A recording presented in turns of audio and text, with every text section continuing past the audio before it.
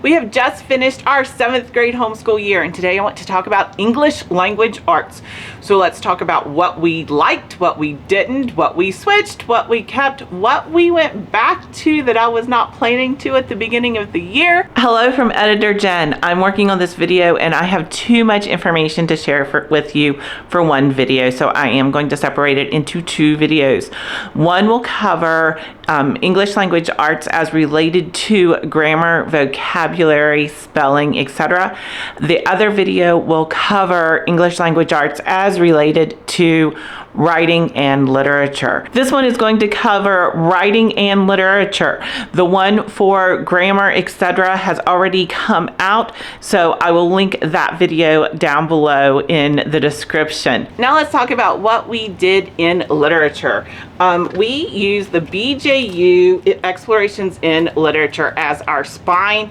I did not make it all the way through this book because we did bring in some other things, and there are two teacher's manuals with this. I believe I have a flip through. I will include it the link down below if you want to see it, but there is a ton, and I do mean a ton, of information in this literature curriculum.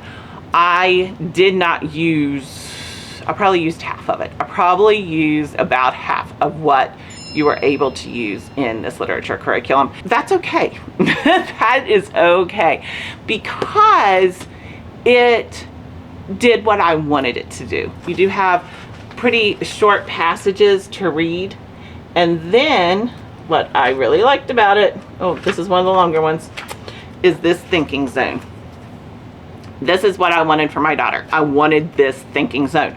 So the thinking zone talks about something that is related to the story, whether it talks about onomatopoeia or dialogue, or that this is an autobiography, or anything along those lines. But then they have about 8 questions where you really have to think about it. There are, in the teacher's manual, which I loved this, in the teacher's manual you can see that for each of those questions they told you whether this is an interpretive question, a literal question, a critical question. So is it something that you just flip back and you can find exactly the answer? Is it something that you have to read the story and be able to do some logical thinking about it? Or is it something that you really needed to think about, really needed to understand it, understand what the author was going for, all of those things?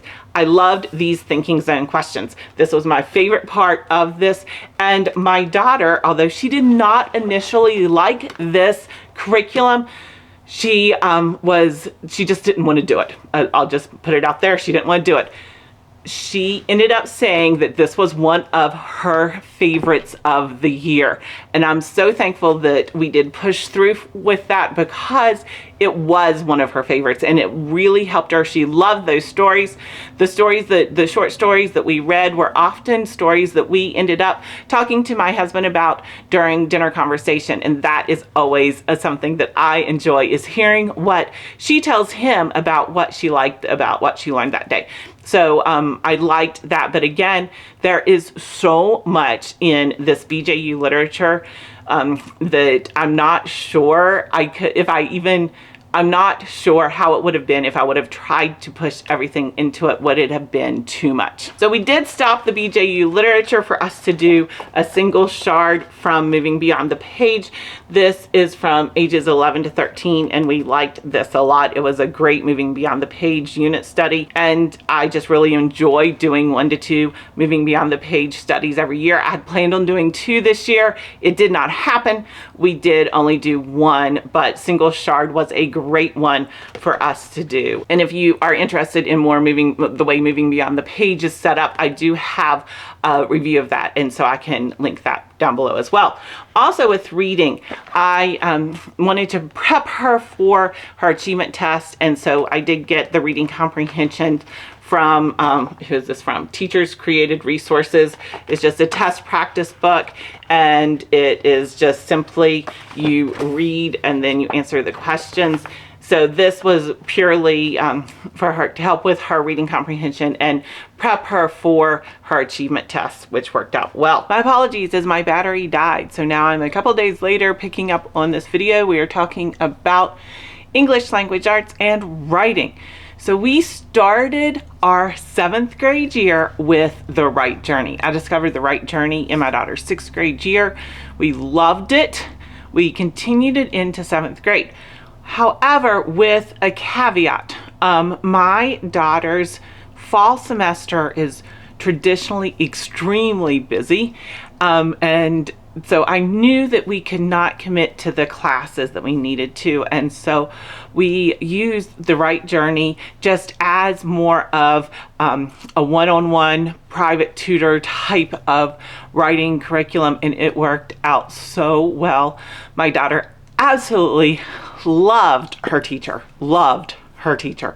but that was not going to work as we moved into second semester. There were just some things that happened with our lives, and so I knew that I couldn't do that into the second semester.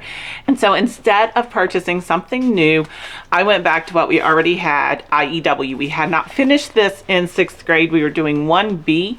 She did part of 1B IEW in the first semester of 6th grade, and then she switched to the Right Journey, and then we did The Right Journey the first semester of 7th grade, and then she switched back to IEW. She did finish this in 7th grade, so she has now completed 1B, and honestly, she still doesn't love it. But I have a huge but on this. She is doing well with it. And I credit a lot of this back to The Right Journey. The time that was spent with her through The Right Journey through the end of 6th grade and the beginning of 7th grade truly changed her writing. I am so excited about what The Right Journey did for her. It gave her more confidence. It gave her more options in writing. It made writing not so overwhelming and tedious for her. So that when she went back to IEW and we watched the videos with Mr. Pudwall, who I really like Mr. Pudwall's teaching, but we watched the videos for Mr. Pudwall, and then she had the assignments. I think that she felt like she had more in her toolbox than she had before. And part of that could just be growing up. Part of it could be maturing in her writing, but it was great. We finished IEW. Now we will not be continuing with IEW. So if you're interested to find out what we're going to be doing in writing in 8th grade, please make sure you are subscribed because those curriculum picks will be coming out shortly.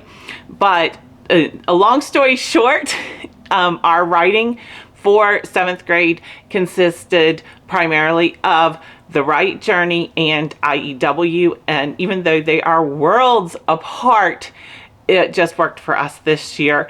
My daughter's attitude towards writing has changed, and I think that that is one of the things that has helped us so much in this writing. So I'm excited for what we found for next year, and my daughter is really excited, so I'm looking forward to sharing that with you. Something else we did this year for English language arts, which was new for us, is Redefining School. Now, we did their spring sampler, which is a 2-month sampler of what they offer, and then you can sign up for like literature circles and different kinds of discussions and things like that.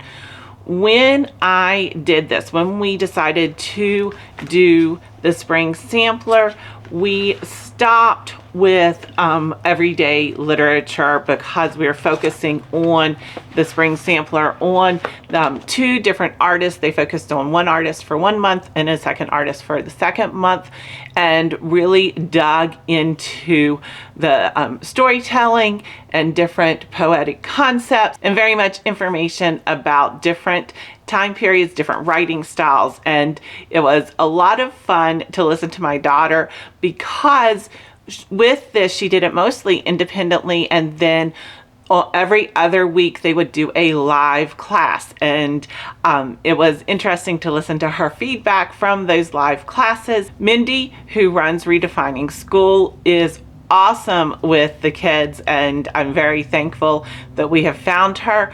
The 2-month course was perfect for us with our schedules. Unfortunately, we will not be able to use this going into 8th grade, and that is more of a scheduling timing issue than anything else. But I was glad that we focused on those 2 months with Redefining School on writing elements, poetry elements, Harlem Renaissance. It was just so much fun, and some of it was information that we had never discussed before in our homeschool. My daughter also, of course, did independent reading for English language arts, and we used the Not Consumed reading journal for some of that independent reading. One of the things I do like about this is it separates every day something else to think about. So you can think about what category should your book be in, your style elements, your characters.